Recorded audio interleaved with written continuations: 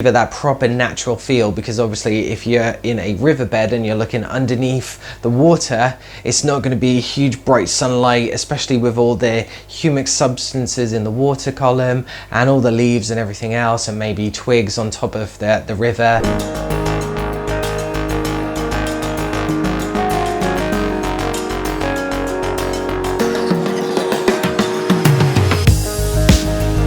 Welcome everyone, James here, and in this mini series we're going to be talking about Blackwater aquariums and botanicals and all these other various different elements that make up these type of aquariums that some people like to keep in their homes.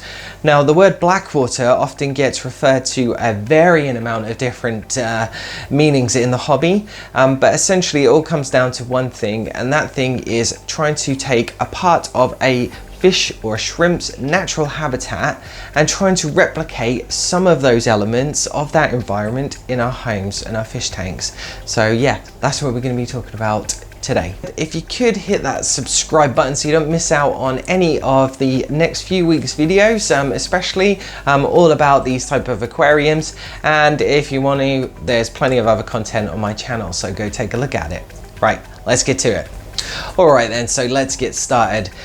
So as we were talking about earlier, what is a Blackwater aquarium? Well, firstly, that is just taking elements of nature and trying to replicate some of those natural habitat environments in our fish tanks. Now, there's varying different levels of this. You have maybe a style of aquascape which utilizes pieces of driftwood and has it in a very sort of artistically designed way.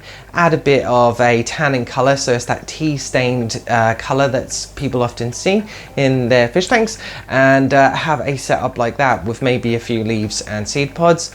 Then you get a little bit more adventurous. Some people like to just add some leaves or some seed pods, maybe some alder cones or something like that, just little cones that you can have in your aquarium. Many people tend to take a cataboli, for example, and place that in their aquarium because that's one of the most commercially available botanicals that you have in the hobby, and they're very heavily associated with betta fish, and obviously they're a very popular fish, so naturally people sort of get into it using those fish. So yeah, there's that sort of varying stage where you've got a few seed pods, maybe some leaves, and the use of maybe some driftwood. And then you've got obviously the tannin stained water that some people like or don't.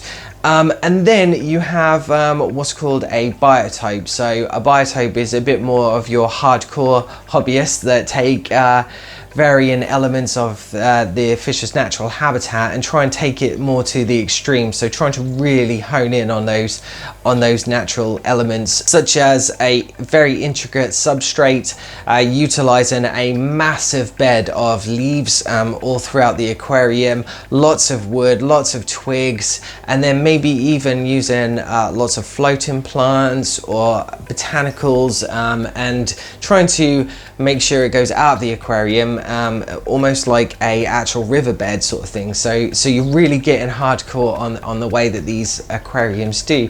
Now, for the most part, there's no right or wrong way of doing it, and I think personally, if anybody is willing to try any part of replicating a fish's natural habitat, you're onto a winner there, because you know, ultimately it's all benefiting the welfare of the fish. So doing something like this and helping bring out that sort of natural behavior is always going to be a good thing. Often you'll find with Blackwater aquariums, people associate certain fish with it, or shrimp, for example. Shrimp are a really good animal to add to a sort of a Blackwater setup. They're a great cleanup crew anyway, but they feed heavily on botanicals, various different leaves, and all the funguses and biofilms that are created from leaves as the sort of bacteria starts to grow in the aquarium. So they're a really good cleanup crew, but it's also a great feeding method, and once you get them started on it, you will generally notice the culture of shrimp just suddenly just explodes, and you get loads of them. So it's a really great benefit there. You bring out a lot of natural behaviors to fish and shrimp by using different types of botanicals. I've talked about it a lot in a previous video about my Corydoras and the way that they spawn, and I've seen them lay their eggs underneath the leaf bed, which is one of the most amazing things to see. So that's really good. I mean, like I said, that's one perfect way of creating a natural habitat and bringing out those behaviors. So there's lots of benefits to having a Blackwater setup, and thankfully it seems to be a bit of a increase in the popularity of these types of aquariums being set up around the world. So I definitely think it's a good thing that people should be getting onto. Also, in these type of aquariums, lighting sometimes comes into effect. It depends again on how hardcore you want to go with the setup, but some people like to have a very low light beaming into the aquarium, just to give it that proper natural feel, because obviously if you're in a riverbed and you're looking underneath the water, it's not going to be huge bright sunlight, especially with all the humic substances in the water column and all the leaves and everything else, and maybe twigs on top of the river. So it creates a low light environment, and again that makes fish feel more comfortable, because for lack of a better word, I think that they do get quite frightened with these high intensity bright lights that we have these days in the hobby.